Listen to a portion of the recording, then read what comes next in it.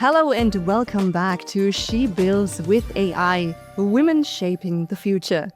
I'm Julia Lach and today I am joined by Erica Rooney, keynote speaker, executive coach, founder of Her Collective, former chief people officer and author of Glass Ceilings and Sticky Floors, and the new book, The AI Gap, Women, AI, and the Next Great Leap Forward. Erica works at the intersection of women, leadership, power, and AI. Her message is both simple and urgent. The systems shaping opportunity, credibility, and leadership were never neutral. And if women are not helping shape what comes next, old inequalities can just harden into new defaults. In this conversation, we unpack where bias is already showing up in hiring, in healthcare, and in leadership. Why so many women are still feeling they're not technical enough to fully step into AI, and what leaders can do right now to close the gap instead of widening it. I am super excited about this. Erica, welcome to the show. Oh, thank you so much. I am just so excited to have this conversation. And it is something I nerd out about all day long, but it's also so timely and so needed. Definitely. So happy you're joining me today. Erica, you spent more than 15 years in HR and became Chief People Officer. From that vantage point, what did you learn about how power actually moves inside organizations? And what do women often underestimate about visibility, about sponsorship, and informal influence? Oh my gosh. I mean, how long do we have, girl? This is a big topic. And that's a very interesting question. And I'm going to kind of take you through these two lenses, but a little story first. And that's just as I was growing and climbing the ladder, even if you take it all the way back to high school, my mother always told me I could do anything I wanted to do. I excelled in high school. I got the grades. I got into the universities I wanted to. I was never told no. And then I started climbing the ranks in corporate America, and I was doing all of the same things, but I was watching these male counterparts get treated differently. They were accelerating their climb up the corporate ladder. They were moving faster. And then it kind of got a different perspective when I became a parent and I had these two little kids. I was watching how I myself as a new mom was dealing at work, and also how other new dads that were also in my department were dealing with new parenthood at work. And it was a totally different experience that impacted our careers. I remember one time having a leader tell me, and, just so everybody knows, I live in North Carolina in the United States. And so the opportunity to travel abroad is something we all jump at least me. And I remember working for a French company, and they said, you know what, we really wanted to send you to this leadership training, but it's going to have to wait because, you just had a kid. And I remember thinking, I didn't make that decision. And again, they were trying to be considerate of me as a new parent, but they didn't ask me. And so it's little things like that I started noticing in leadership. And that's what led me to write my first book, Glass Ceilings and Sticky Floors, because it was really about the limiting beliefs that we're holding ourselves back, all while surrounding the system and what we were dealing with and what we were working with. Because when I look at the data and I look at the facts and we see that there's this pay gap, it's going to take over 130 something years to change. I was like, well, damn, I'm not going to be alive. My daughter's not going to be around for that. And so Glass Ceilings and Sticky Floors is really about how do we as the woman work within the system so that we can play the game to win the game, to change the game. And that was the whole premises around that first book. Now, your second part of the question is what do women underestimate about their visibility, about power in corporate America? And I think that a lot of us have this belief that if we do the right things and if we work hard, we will be rewarded. We will be noticed. And that's not always the case. Sometimes we do so much of that, we actually make ourselves unpromotable. And then that becomes a whole new thing where you're stuck in a situation. You can't change leadership's perception of you. You keep getting told you're not ready yet. And it just becomes this compounding experience where you're watching your male counterparts move ahead and you're stuck standing still. Now, I was able to flip the script on that. I was actually in health and wellness and that aspect of HR inside a large global company for almost a decade. And then I transferred into a true HR business partner role. And in under 5, 6 years is how I scaled to the C suite. That is not normal, but it is because I smashed through every limiting belief that I was holding on to. I did the things that I was scared about, and I did not question whether I belonged in that room. And I think a lot of women struggle with that as well.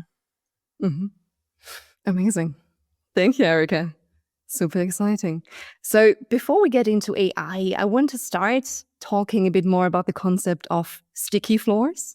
Yeah. What patterns did you keep seeing in women's careers that made you focus not only on external barriers, but also on the beliefs and behaviors that keep women stuck? Which sticky floors do you see most often in, for example, high-achieving women? You know what is so interesting to me about this is knowing their worth. Because we have these women who are making multiple six figures. They've gotten the degrees, they've gotten the certifications, they have the pedigree. And they're still wondering, like, do I know enough to be in this room? Am I the smartest person in this room? And then they have these little thoughts that are just like, you know what? I'll let him speak. He's the expert. Or I'll wait until it's perfect. Or I need to do more research. I need to get another certification to really show that I've earned my way in here. Yes. And all of those things, it's like, absolutely not. Like, you are here in this room right now because you've already earned it. And so that is a little mindset mess that a lot of women have to unravel, is they're constantly feeling as if they have to earn their worth to be in that room. Now, the other piece where I see a lot of women getting caught up is in imposter syndrome and perfectionism, right? And those kind of all go together. And I'll tell you, I was one of those people who truly believed that. When I was the executive and the chief people officer on my team, I was by far the youngest individual on the team. And I had all of these thoughts of, well, I don't have the experience to be here. I don't have the years they do. Well, guess what, girl? It didn't matter if you had the years, right? Some people, it'll take them 10 years to earn one skill. Other people, it might take one. And so you can't do that type of comparison. But I also see things surrounding that perfectionism where women are staying up way into the middle of the night, perfecting PowerPoint slides and studying a little more and prepping a little more, whereas men are just like, here it is, let's roll. And they're not getting hung up on that. And I know we've all seen and heard the data that men will apply for roles when they meet about 40% of the criteria, where women wait until they meet 100%. And just to really hammer this home, I was doing a live AI leadership training in her collective yesterday, and we were using AI to help the women really revamp their LinkedIn so that it could be picked up by recruiters, SEO, keywords, AEO, all of that. And we had this one woman who the AI gave her this feedback that was like, hey, girl, you're playing small. You're presenting your LinkedIn for the role you had, not the role you want and not the role you've earned. And she was like, what? Well, and so, for example, it said to put in her little tagline that she was a healthcare leader. Now, she is not a person that has direct reports, but she is a person that leads the entire community initiative. She is the person that, what's the way to do this? Almost like reverse leads her leader in how do we need to do these processes. And so while formally she is not a quote leader on paper, she is a leader. She's learning AI. She's bringing it back to her company. But her identity was like, no, that can't be me. And so it's kind of breaking through those barriers where, a man would have been like, healthcare leader? Yes, put that on there. You know what? Call me the VP of healthcare leader too while you're at it. Yes, definitely. It's like fascinating. Like every point you mention, I can just immediately find in myself. It's insane. Like only not a single one, but just like all of them. It is crazy. And it's just like a reality for so many women. Well, and so many people will say, well, what are your sticky floors? And I'm like, what's not a sticky floor? And Yeah. the other big popular question that I get is like, okay, do these sticky floors go away then? Like, where's the prescription? How do we cure this? And if I'm really honest, like those beliefs that we have are so ingrained and hard coded from the moment we are brought into this world Yeah. that if you're 30, 40, 50 years old and you are trying to undo 40, 50 years of unlearning, that's Mhm. going to take a while. And so I tell people it doesn't necessarily go away because every new level there's a new devil. And I remember so specifically how I felt this, and that was that as a chief people officer, I had my own coaching business at the time and I wanted to grow it and I was toying with raising my prices, but I still wasn't sure. What do I do? And I was talking with a coach, my coach, who, was going over the pricing structure with me. And she was like, well, how come you're not charging $40,000, Erica? And I was like, $40,000 for an engagement with me? And it was very like, this girl has lost her mind. Yeah. And that is immediately when she pointed out to me, see, Erica, you too have imposter syndrome. New level, new devil. And I was like, dang, girl is right. And so every time we climb and advance, if that is something where you kind of historically get that like, kind of cringy, just vibe in your body, that is the sticky floor. Yeah. I understand. It's highly fascinating, definitely. And just framing makes this conversation just so much more honest. It's not about blaming women for the barriers they're facing, but just about recognizing we have internalized so much patterns, so many rules, and they were just not designed for our growth, right? No. And then AI enters the picture, and those internal and external patterns can just scale much faster. Erica, you have said that the AI gap felt like the book you were compelled to write. What made this book feel urgent in a different way from glass ceilings and sticky floors? Oh my goodness. I never thought I'd be an author. That was never on any bingo card in Erica's life ever.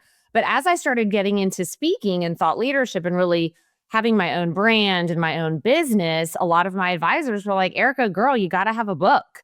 That's what gets people booked on stages. And I was like, okay, you're right. I looked around, everybody had a book, they were doing it. And so I set out and I wrote a book. And girl, I'm damn proud of that book. It got endorsed by Mel Robbins, some other pretty big names. It got picked up and featured in Success Magazine. Mhm. So I am very proud of that work. But it was the book that I should write. Mm-hmm. And then the AI gap. And then also, let's preface it with this. I did the one and I was like, go, I am done. Never going to do that again. Don't got to worry about it. And then, time goes on. And as my mother says, never say never.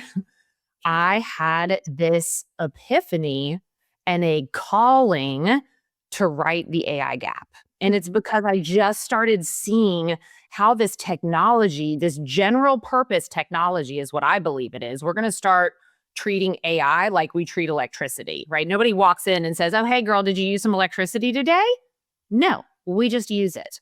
But I really started seeing how all of the work that I was doing to smash ceilings and close the gaps and get women into positions of power was instantly threatened or instantly made easier with AI. And I go into all of that into the book, but it was just such this feeling, I almost can't describe it, where it was like, I've got to write this book. And case in point, took me like 2 years to get Glass Ceilings cranked out. Took me like 3 months to get the AI gap like written. I'm not talking about perfected, but written. So Yeah. where the energy goes, it just flows, Lightning speed. Definitely. Amazing. Super awesome. Erica, you say that AI does not create inequality from scratch, but it accelerates what the system was already designed to produce. Where do you see that most clearly right now, especially in organizations? I'm really seeing that in the bias that it produces on who are the top candidates for different things. And I don't just mean in the recruiting sense of recruiting a new candidate. I mean promotions. I mean the idea of what a CFO should look like, what a CEO should look like. And even when you're just talking with it, if you don't tell it your gender or anything like that, and you just say, hey, I'm a CEO, it assumes you're male. And what is very fascinating about AI is that it is a pattern recognition machine, right? It's not generating new concepts or new information. It is taking everything that it sees out there in the great World Wide Web, which some is true, some is not, but it takes all of that and it's trying to predict the next best thing. And so if I were to say to you, Mary had a little, you're going to respond with, do you know that nursery rhyme? Is it a sheep? Yes, it's Mary had a little, it's the sheep. In America, we say lamb. I guess I should pick a more universal little baby rhyme or something. That common here, actually. That is hysterical. Okay, so that is a US-centric one, but it just goes to show you when I go into these organizations and I say that, everybody goes, lamb. And nobody says octopus. Nobody says cow. And that's because we all grew up on the nursery rhyme that Mary had a little lamb. And so if you see that only 17% of CFOs are women, and that's what the AI sees, then the AI is going to assume that the best, most qualified candidate is a man. And so as all of this technology is growing and being developed, it is scaling those things faster than ever, right? Which at this moment, and I don't want to be all doom and gloom here, that's the possibility. But we are also standing right here at the edge of this gap, and we either have the power to dig in, get our hands dirty, start using and building with AI and challenging it, and we can close those gaps, or we're just going to watch that distance compound.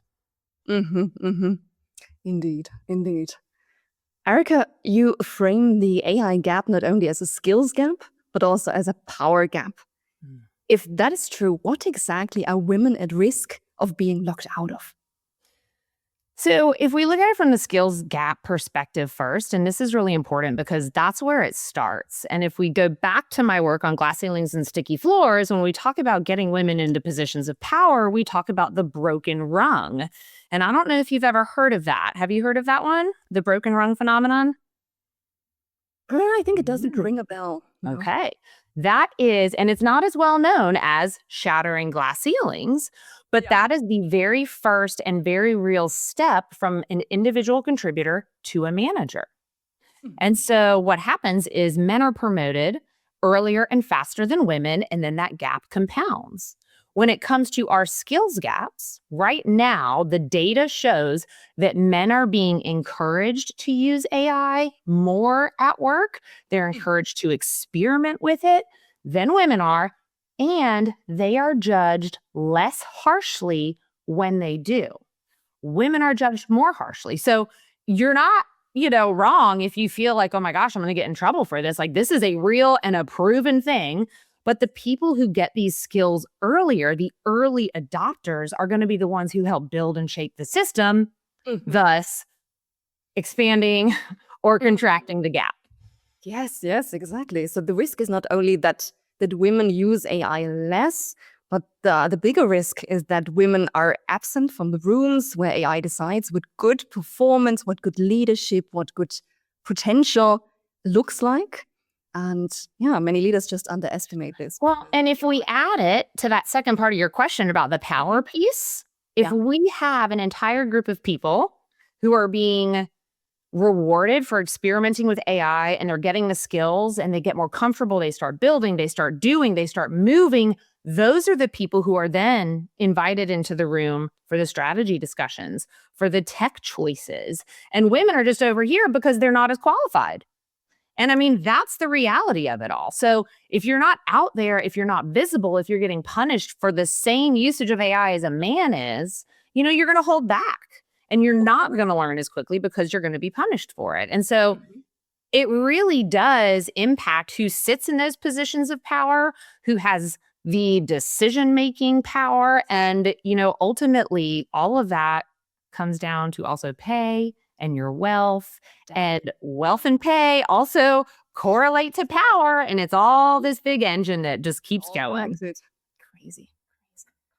Yeah, really insane. Like being actually punished, like that is a fact. That is like so hard to believe. But if it's a fact, it's insane. We really have to do something about it. And sometimes it's We just like, do.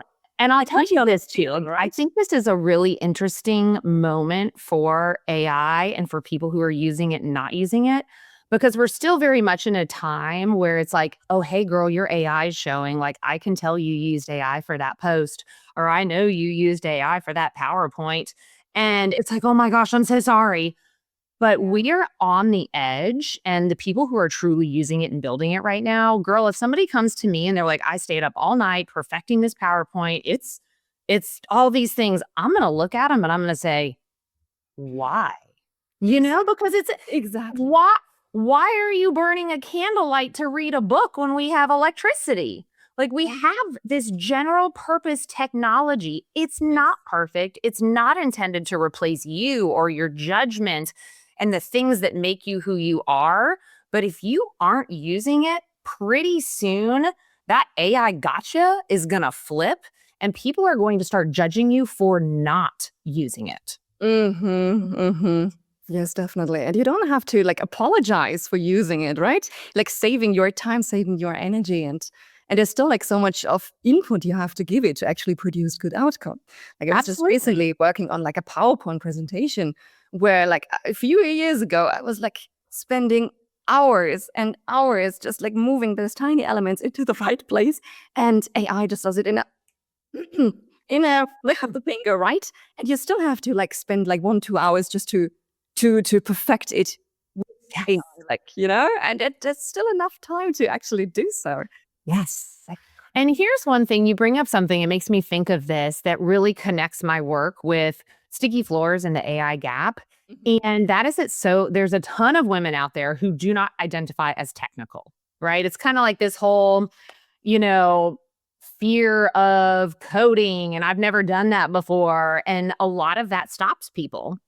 Now, don't get me wrong, we also got a ton of incredible women who are AI leaders and they are building, but the data shows we're still underrepresented in the tech and STEM fields. And so when we think about this and the women who say AI is not for me, I'm not technical enough, I've got to pause you because you have the answer directly in front of you when you're staring at your LLM. If you don't know how to use AI, I tell everyone just go and say, hey, I'm brand new to AI. I'm an HR business partner, or I'm a busy mom and I can never figure out how to cook dinner. Like, talk to it about what your pain is, what something you're struggling with, and then say, how might you help me? Because we don't know what we don't know, but we can't wait around for someone to tell us and for someone to surface all of our blind spots. But you have this incredible general purpose technology that can do it for you and then can teach you through it. And I mean, honestly, it's been a huge unlock for me because I had a lot of bottlenecks in my business. And as someone who runs a small business, it's like a lot of things flow through me and to me.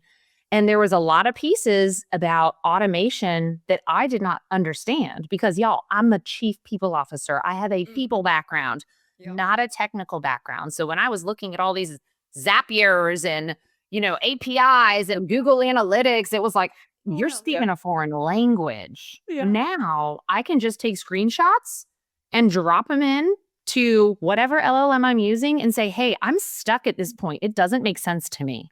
And it will explain it. It will walk you through it. And to your point, it can sometimes take a few hours. It can be real frustrating sometimes.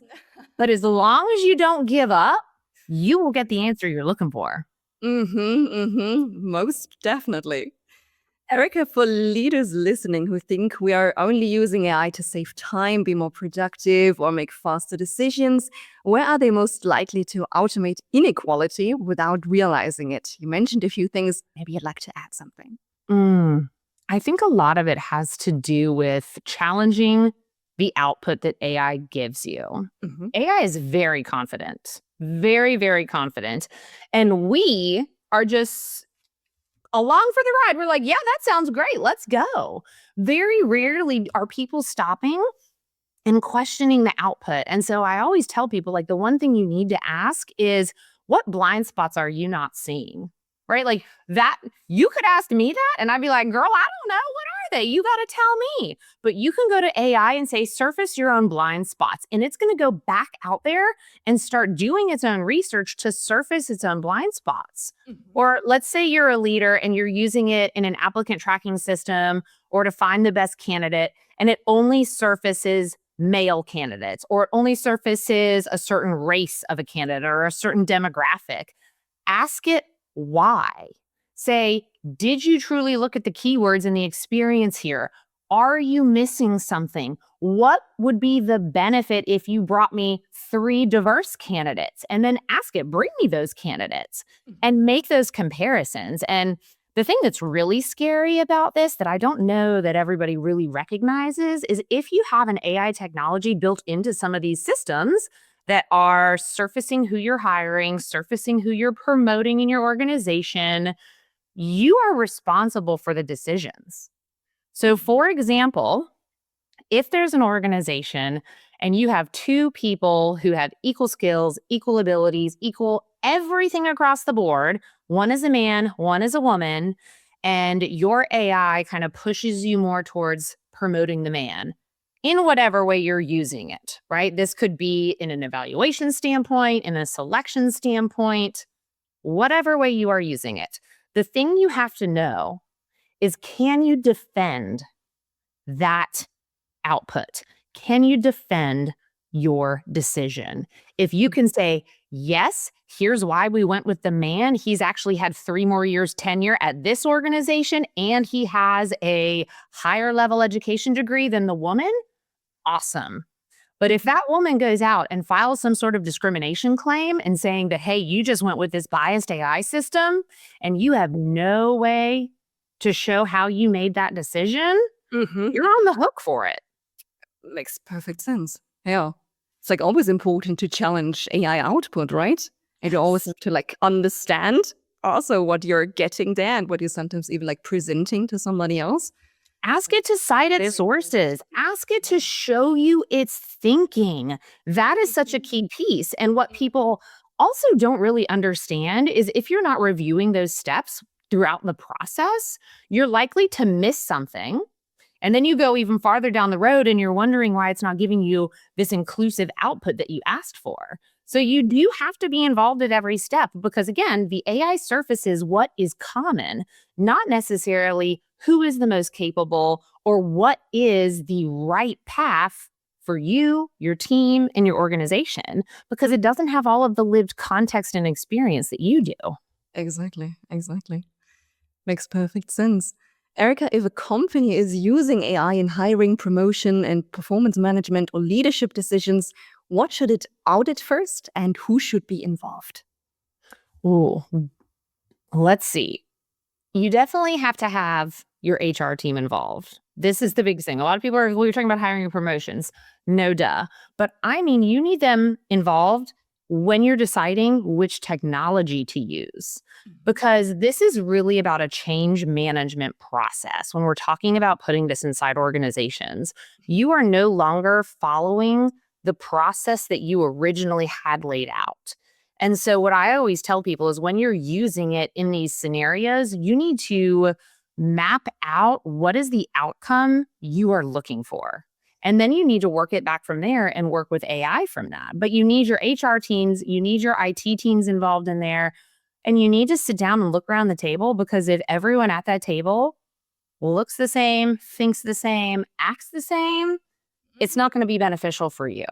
So I always say, pull in those key people, look around the room, and then also say, who might we need to include that isn't in this room yet? And sometimes that's somebody from a lower level. Sometimes that's an individual contributor who maybe is like, well, hey, you didn't think about this thing. And so just be mindful that when you're using it inside of your systems, you really do need to have your HR team involved from this change management perspective, because the hiring managers and the leaders that you've had in your organizations for 10, 20, 30 years, Same thing like those sticky floor beliefs. Like it's really ingrained. Like I'm hiring Bob over Erica because, I've known Bob for 20 years. Okay, well, Erica's got the PhD in it. So is Bob really the right candidate? And we're having to change people's mindset and how they think about it. Woof, it's a whole thing, girl. Is a very, very hard job. Yeah. Really, really makes perfect sense. Erica, a lot of women still say I'm not technical. You mentioned that before. And you have also openly spoken about having that mental blocker yourself, even while already using AI in your business. How can women move from AI anxiety to AI fluency without feeling like they need to become engineers? Oh my goodness. This I love this question because it took me having a dear mentor and business partner really pointed out to me that I was technical. Because I was just sitting here with my little chief people hat on, doing my HR stuff, and I was building custom agents trained on my work, and I was getting it inside of my community. And I was like, oh, hey, here's this little AI bot you can use. No big deal. Just me playing around. I playing out what I'm doing. Go ahead. And my mentor said, like, hey, Erica, I'm going to need you to be on this podcast and co-host this podcast with me. It's going to be called AI Voice or Victim. And I said, I'm not technical. I cannot be on a podcast talking about AI. Are you kidding me? What in the world? And he goes, you're building agents, Erica. Most people aren't even using Chat GPT. You are doing it. You might not know the technical words and the machine and how it's built. And you might not know all of the things about a large language model and a harness and this, that, and the other, but you know enough to do the work. And in the world of AI, that's all you need to know. You need to have that, and you need to have a curious mindset. And I sat on that and I thought about it for a while because I really strongly identified with not being technical. I always used to joke, like, I married a technical project manager, so I don't have to figure out the cable box. And here I am, right? Let's flash forward to today. I have outpaced that man, my husband, in all things AI related. He doesn't know how to do it the way I do. He doesn't know how to talk to the system the way I do. But if you think about it, it's almost like you don't need to be an electrician to know how to turn on the lights in your home. Exactly. You don't need to be a mechanic to know how to drive your car. And you don't need to be a technologist to really maximize AI in your role. And so it's understanding that what it means to be technical these days, and I put that in air quotes, it's going to kind of become obsolete. Like, yes, there are still going to be the people who are building and training and growing, but you don't need to be scared of this technology and look at it from this hindrance of like, well, I'm not technical. I just Google. Yeah, yes, definitely. And fluency is not the same as technical mastery, right? No. AI And that is what, when I'm doing live presentations, that is what always just like blows people's minds is when they're seeing me interact with the machine and I'm just talking to it and they're going, that's how you talk to it. And I'm like, yeah, this is how I talk to it. These are the things I make sure it knows. This is where I push back, just as if I'm having a conversation with a thought partner. And so many people sit there and they say you need to treat AI like an intern. And while I understand the sentiment to that, what I tell people is you actually need to treat it like a very specialized subject matter expert, a SME, that is a new person in your organization. Because if you're thinking that they're just an intern and all it's good is for just a little research in the background and formatting a few PowerPoints and making your email sound better, you are grossly underusing this fantastic tool. And I tell people, like, I have 3 different live AI webinars this week that, 3 years ago, it would have taken me a whole week to get all of that done, from the outlines and the research and the slide docs and the handouts. It took me an afternoon on a Sunday. And I have flawless, and I feel confident in the material. Yeah. And it's about getting those hours back in your day, right? What I've produced, the quality is probably better than what I would have done on my own because I can ask it to surface blind spots. I didn't have that opportunity before. I can ask it to reframe something that I am saying that makes sense in my head, but it's not landing with my audience. I go to it often and I'm like, help me understand this like I'm in the 8th grade. And then it tells it something super, simple. And I'm like, okay, perfect. Let's use that. Amazing. And so, it's a whole new way of living, girl. Yes, definitely. You also talked about gaining hours back that you can just spend on yourself, on your family, on your hobbies. It's just Girl, take a nap. Do whatever you want to do. indeed, it's so cool. Erica, you do not only talk about risk, you also talk about agency. What does using AI well actually look like for a woman who wants more visibility, more leverage and influence in their career right now? And on the other hand side, maybe what should they avoid outsourcing to AI? Ooh, this is such a good question.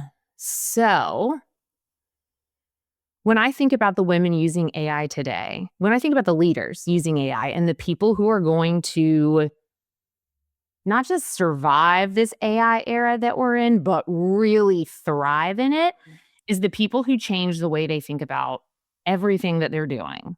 And I know that sounds like a big generalization, but when you sit down at your desk on a Monday morning and you sit down to prep for the week or get your slides ready or do some customer research or plan the outline for this podcast, I want you to think about how you've done it historically. And then I want you to think about it in the way that I call is an AI architect thought process.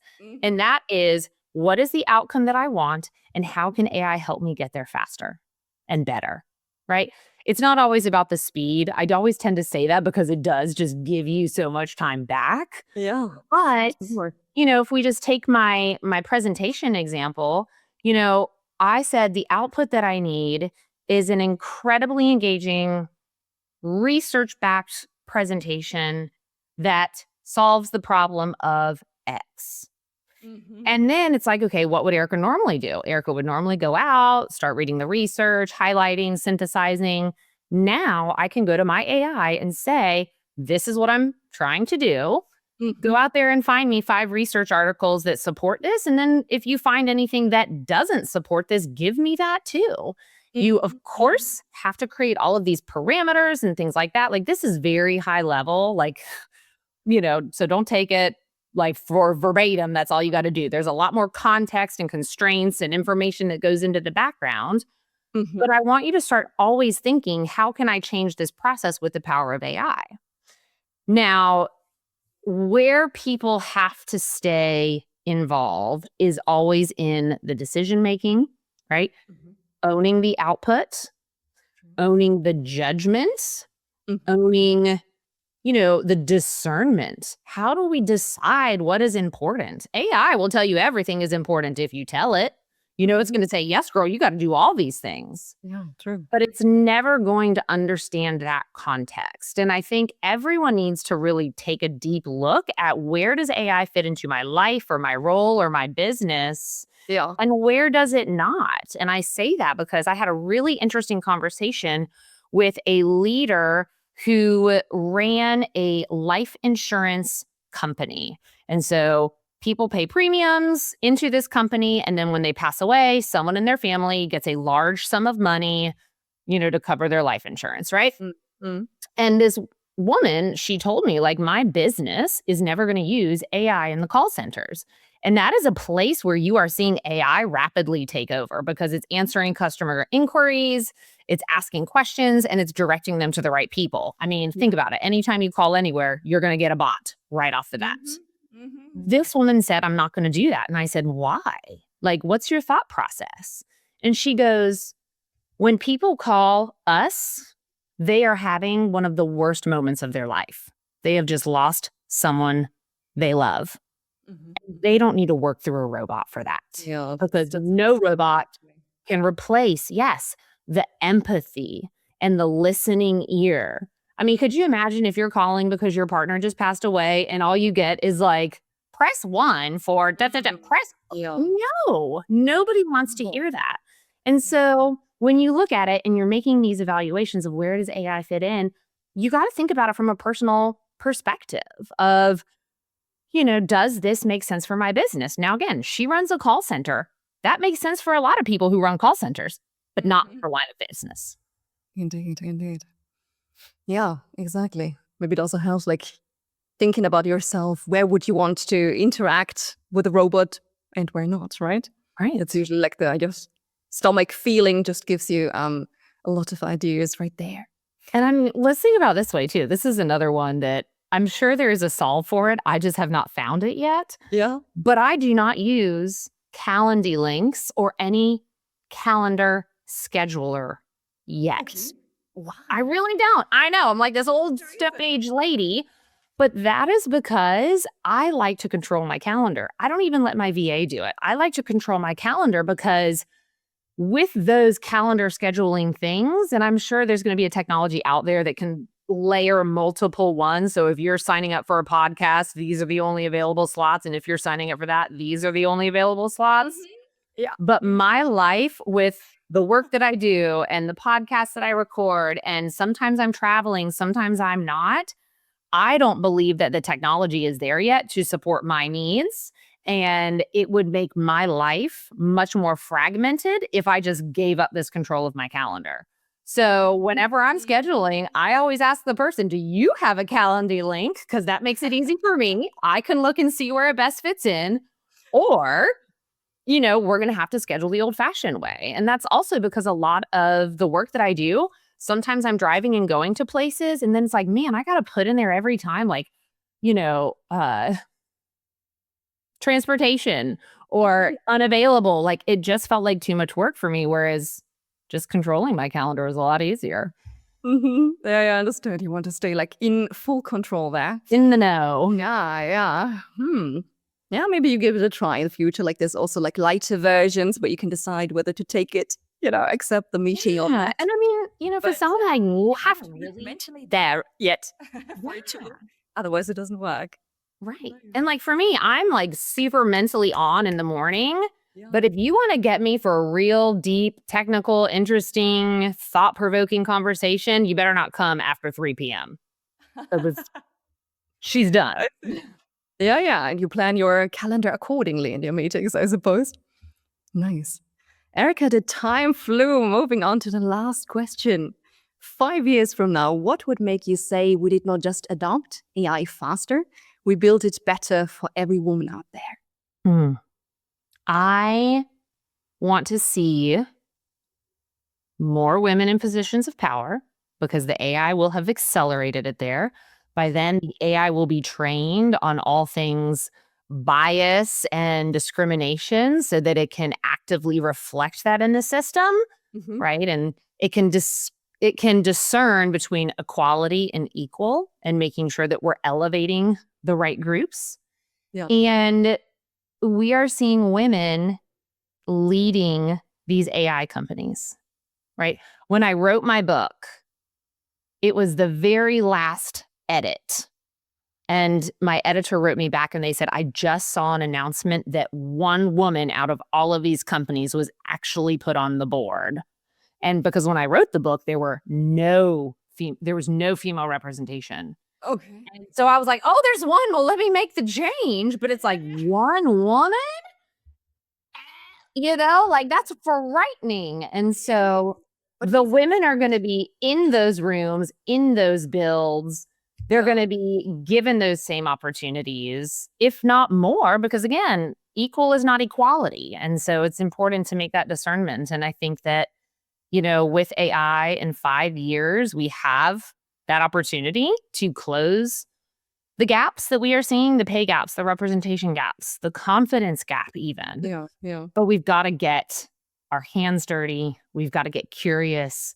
And we've got to challenge everything we've ever thought was true, honestly. Indeed. Perfect last words. Thank you, Erica, so much. So, moving on to the outro. That was my conversation with Erica Rooney. What I loved about this conversation is that Erica does not talk about AI as a purely technical topic. She brings it back to power, visibility, leadership, and the systems that decide who gets seen, who gets heard, and who gets to shape what comes next. And I think that is the real invitation of this episode. AI is not something we can watch from the sidelines. It is already entering hiring, healthcare, leadership decisions, everyday workflows, and the way we build our businesses. So the question is not how fast we adopt it. The question is whose experiences, values, and voices are built into it. And this is exactly why I started She Builds with AI to create space for women who are not just reacting to the future, but are actively shaping it. If this episode stayed with you, share it with one woman founder, leader, colleague, or friend who needs to be in the AI conversation now, not later. And if you enjoyed this conversation, follow She Builds with AI, leave a rating or review, and help more women discover these conversations. Until next time, stay visible, build boldly, and help shape technology in a way that works for all of us.